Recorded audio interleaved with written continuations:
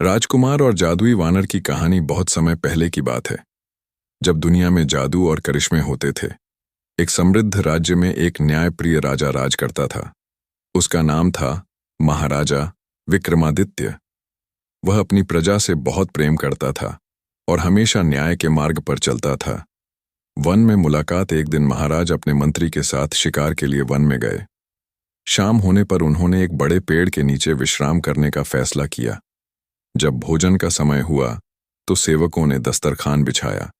महाराज ने देखा कि पेड़ की एक मोटी डाल पर एक वानर बैठा हुआ था, जो बड़े ध्यान से सब कुछ देख रहा था। यह कोई साधारण वानर नहीं था। इसमें वानरों जैसी कोई चपलता या शरारत नजर नहीं आ रही थी, बल्कि उसके व्यवहार में एक अजीब गंभीरता थी। महाराज का दयालु हृदय पसीज गया और उन्होंने सेवकों से कहा, इस वानर के लिए भी कुछ भोजन डाल दो। सेवकों ने वानर के सामने कुछ फल और अन्न रख दिए, लेकिन वानर ने भोजन की तरफ नहीं देखा, बल्कि वह पेड़ से नीचे उतरा, एक पत्थर का टुकड़ा उठाया और कोयले से कुछ लिखकर महाराज के सामने रख दिया। उस पत्थर पर लिखा था, महाराज, मैं इस तरह का साधारण भोजन नहीं कर सकता।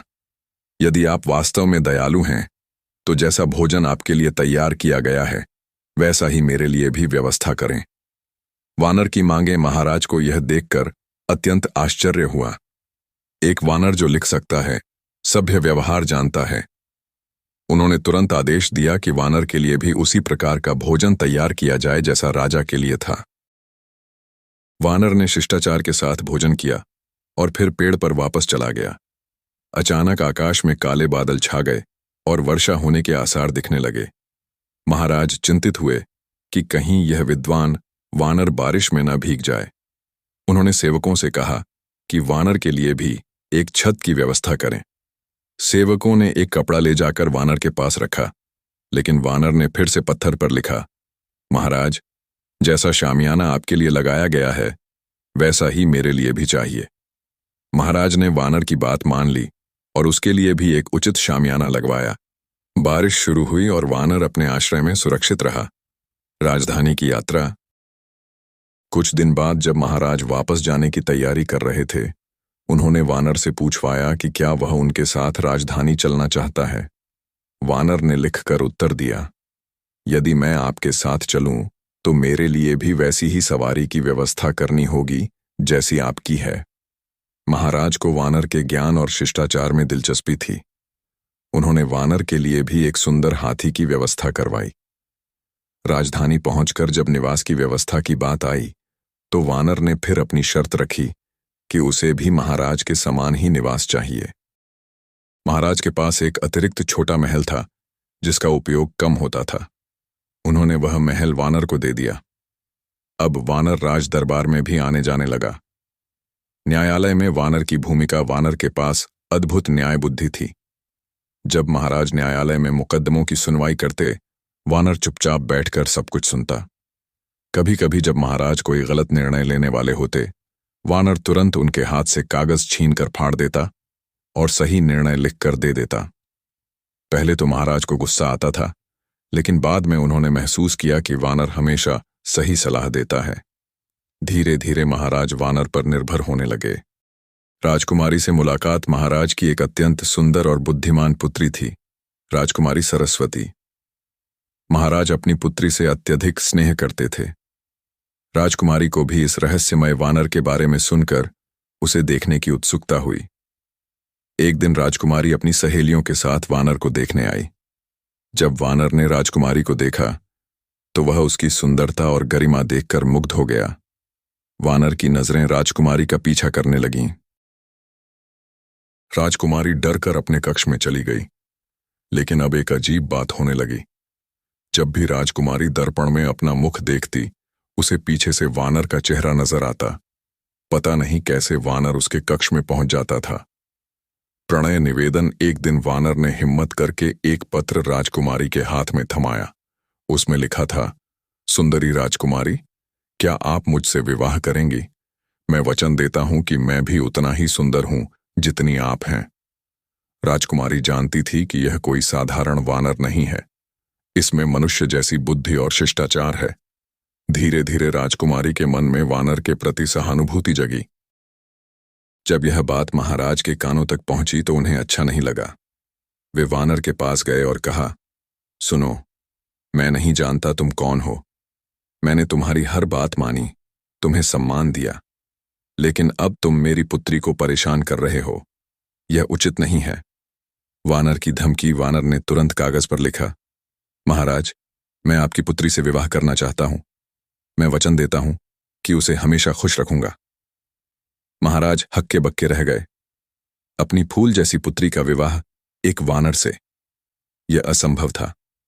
महाराज ने कहा, यह मेरी जिंदगी में कभी नहीं हो सकता। वानर ने झट से महाराज की तलवार खींची और दूसरे हाथ से लिखा, यदि यह आपकी जिंदगी में नहीं हो सकता तो अपनी मृत्यु के लिए तैयार हो जाइए। मैं आपको मारकर राजकुमारी से विवाह कर लूंगा। आप मेरे उपकारी हैं। मैं आपके खून से अपने हाथ नहीं रंगना चाहता। महाराज ने मृत्यु को सामने देखकर कहा, मुझे सोचने का समय दो। कठिन निर्णय। महाराज रात भर परेशान रहे। एक तरफ पुत्री थी, दूसरी तरफ जान। उन्होंने रानी को कुछ नहीं बताया, क्योंकि जानते थे कि रानी को पता चलने पर बहुत हंगामा होगा। सुबह तक महाराज ने फैसला कर लिया था कि वे अपनी जान दे देंगे, लेकिन पुत्री का विवाह वानर से नहीं करेंगे। वे राजकुमारी के पास गए और स्थिति बताई। राजकुमारी ने कहा, पिताजी, आपकी जान व्यर्थ में नहीं जा सकती। आप न केवल मेरे पिता हैं, बल्कि इस राज्य के महाराज भी हैं। आप वानर से मेरे विवाह के लिए हाँ कर दीजिए। अंततः राजकुमारी ने अपने पिता को मना लिया। महाराज ने वानर को अपनी सहमति बताई। रानी को जब पता चला तो उन्होंने बहुत हंगामा किया, लेकिन विवाह के दिन महाराज ने उन्हें एक कक्ष में बंद कर दिया। विवाह और रहस्य का खुलना। राजकुमारी का विवाह वानर के साथ हो गया। राजकुमारी विदाई के बाद वानर के महल में चली गई। अगले दिन जब राजकुमारी अपने पिता के घर वापस आई तो वह बहुत प्रसन्न थी। रानी को यह देखकर हैरानी हुई। उन्होंने राजकुमारी से पूछा, बेटी, तुम उस वानर के साथ इतनी खुश कैसे हो? राजकुमारी ने कहा, हाँ मां, मैं बहुत खुश हूं। लेकिन वह अपने पति के रहस्य के बारे में कुछ नहीं बताया। राजकुमारी दिन में अपने पिता के महल में रहती और रात को अपने पति के पास चली जाती थी। रानी की जासूसी। एक रात रानी ने दासी का भेष धारण किया और वानर के महल में गईं। राजकुमारी के कक्ष का दरवाजा बंद था। रानी ने दरवाजे की दरार से अंदर झांका तो देखा कि राजकुमारी एक अत्यंत सुंदर युवक के साथ बैठी हुई है। वे दोनों हंसी खुशी से बातें कर रहे थे। रानी हैरान रह गईं। वे समझ गईं कि यही कारण है कि राजकुमारी इतनी खुश रहती है। जब वे वापस जाने लगीं तो उन्होंने देखा कि एक तरफ वानर की मोटी खाल पड़ी हुई है।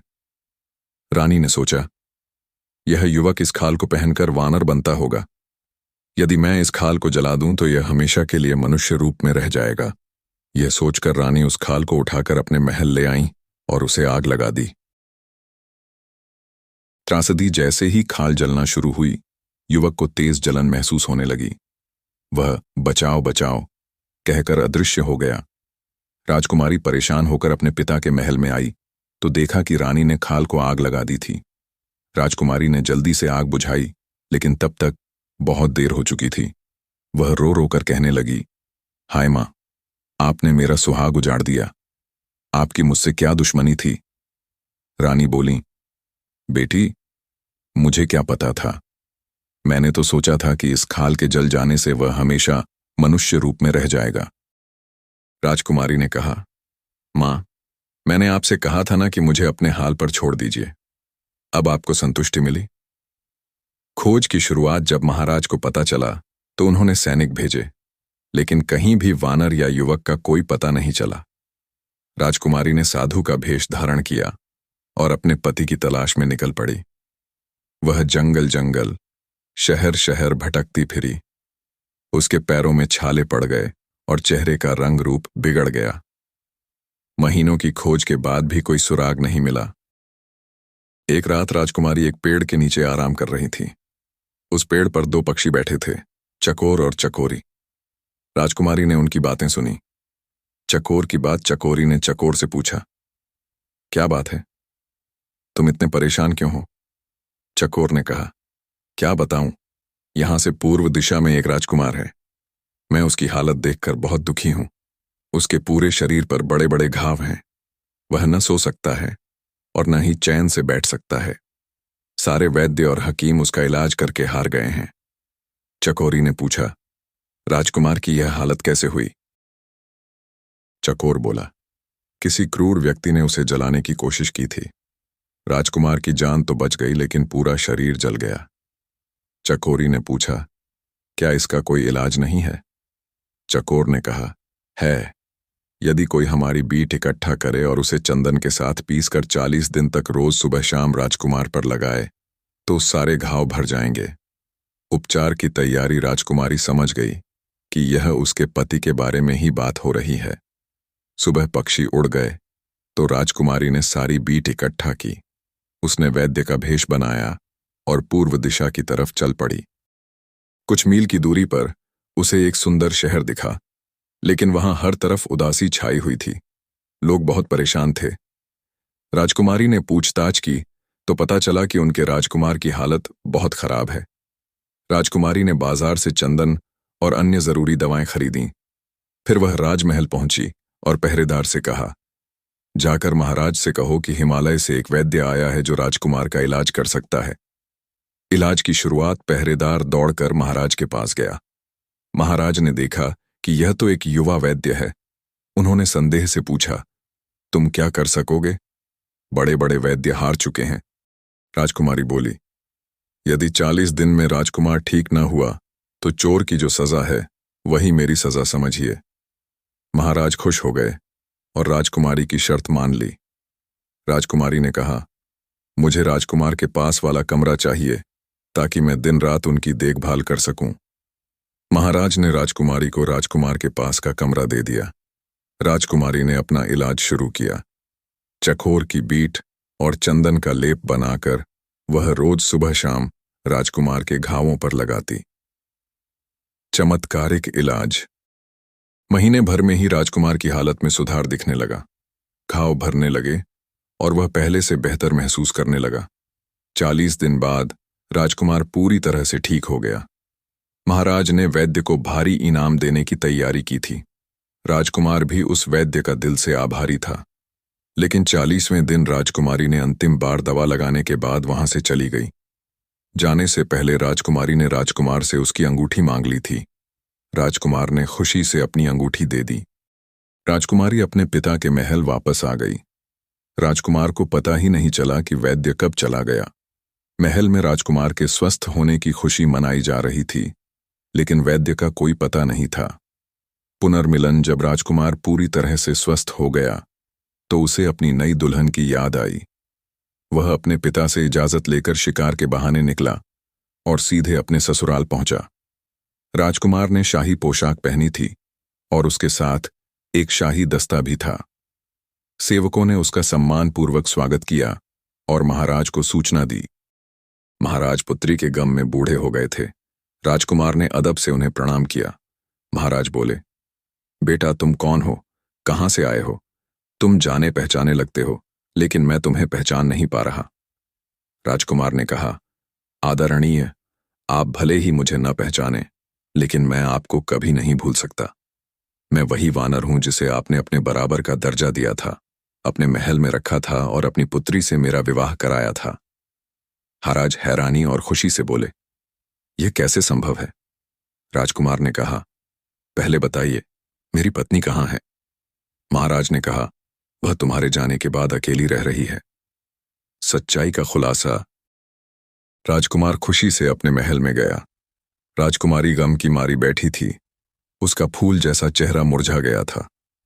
राजकुमार को देखकर राजकुमारी को यकीन ही नहीं आया। राजकुमार बोला, प्रिय, तुम्हारे प्रेम ने मुझे यहां खींच लिया है। तुम्हारी मां ने मुझे मारने की पूरी कोशिश की, मेरा पूरा शरीर जला डाला। वह तो कुछ नहीं ले गई सिवाय अंगूठी के और चुपचाप चली गई। राजकुमारी ने अंगूठी दिखाते हुए पूछा, क्या यही आपकी अंगूठी है? राजकुमार हैरान होकर बोला, हाँ, लेकिन यह तुम्हारे पास कैसे आई? राजकुमारी मुस्कुराकर बोली, क्योंकि वह वैद्य मैं ही थी। फिर राजकुमारी ने पूरी कहानी सुनाई। अतीत की कहानी। राजकुमारी ने कहा, मेरी माँ आपकी दुश्मन नहीं थी।